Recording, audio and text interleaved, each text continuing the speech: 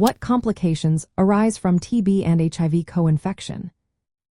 Imagine a scenario where two serious health conditions come together, making each one more dangerous. When tuberculosis and human immunodeficiency virus infection occur in the same person, the effects can be quite severe. Both diseases interact in ways that worsen each other's progress and weaken the immune system even further. Tuberculosis is caused by a bacteria called Mycobacterium tuberculosis. It primarily affects the lungs but can also spread to other parts of the body. HIV is a virus that attacks the immune system, specifically targeting CD4+ T cells, which are crucial for fighting infections. When these two infections happen together, they create a dangerous cycle. One major problem is that tuberculosis tends to progress faster in people with HIV. HIV weakens the immune system, making it easier for latent tuberculosis bacteria to become active.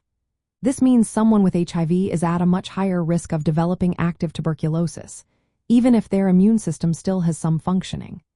At the same time, tuberculosis infection can accelerate the progression of HIV to AIDS, the most advanced stage of HIV infection. This mutual worsening makes managing both diseases more challenging. The interaction between the two also causes immune system dysfunction. Tuberculosis triggers the production of inflammatory molecules like tumor necrosis factor, which can actually promote HIV replication inside immune cells. This creates a feedback loop where both infections intensify each other. HIV impairs the ability of macrophages, a type of immune cell that fights bacteria, to contain tuberculosis bacteria. This disruption hampers the formation of granulomas, which are immune structures that help contain TB bacteria. Without proper granuloma formation, TB can spread more easily and cause more severe disease.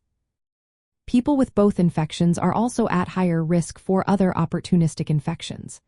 Their immune systems are so compromised that they become vulnerable to a range of illnesses beyond tuberculosis. Mortality rates are higher among those co-infected compared to individuals with only tuberculosis. The combined effect can also lead to more severe symptoms, affecting multiple organs beyond the lungs, including the brain, spine, and kidneys. Treating co-infected patients is complex. The medications for HIV and tuberculosis can interact, requiring careful planning by healthcare providers.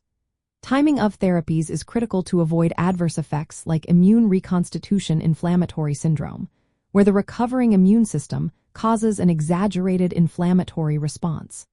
Managing these patients often involves close monitoring and a coordinated approach to treatment. In summary, when tuberculosis and HIV are present together, they create a dangerous synergy that worsens health outcomes. The immune system becomes less able to fight off infections, and both diseases tend to progress more rapidly.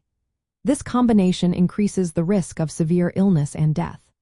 To effectively manage co-infection, healthcare providers need to carefully plan and monitor treatment, always aiming to address both diseases simultaneously. If you or someone you know is dealing with these conditions, it is essential to seek medical advice from professionals who can provide personalized care based on the latest scientific guidelines.